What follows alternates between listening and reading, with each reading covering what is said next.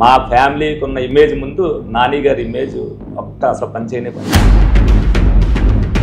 అంటే స్లాబ్ లేకుండా గోడలు కట్టారా? భీములు లేవు, పిల్లర్లు లేవు, నలుగురు తోస్తే గోడలు పడిపోతాయి మొత్తం. బిందెలో నుంచి నీళ్లు చేతిలోకి తీసుకొని వాసన చూసి తాగే పరిస్థితి. ఏలూరు గ్రోత్ అనేది అసలు ఏమి 0% అయిపోయింది. 2 వానలు గట్టిగా పడితే అసలు మీకు ఉద్దుత్ తుఫాన్ వస్తే ఒక ఇల్లు కూడా మిగలదు. అసలు 3 ఫ్లోర్లు కట్టుకున్న స్తోమత ఉన్న వాళ్ళకి ఫ్రీగా స్థలాలు అందిస్తున్నారు. నిజంగా 30,000 మంది లబ్ధిదారులు ఏలూరులో ఇల్లు ఉన్న వాళ్ళైతే ఉన్నారు. ఇన్నేళ్లకు ఎందుకు రోడ్లు వేయలేదు వీళ్ళు?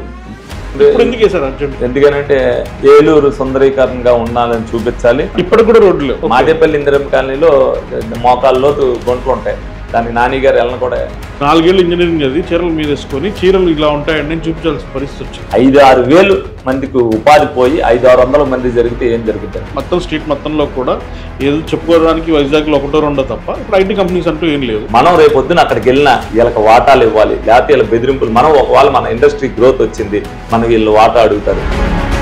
జగన్మోహన్ రెడ్డి గారు వచ్చాక దాంట్లో ఏదో షేరింగ్ అంటే అది ఇప్పుడు కూడా అలా అయిపోయింది. తెలుగుదేశం పార్టీలో వాళ్ళు వదిలేసి వెళ్ళిపోయారు.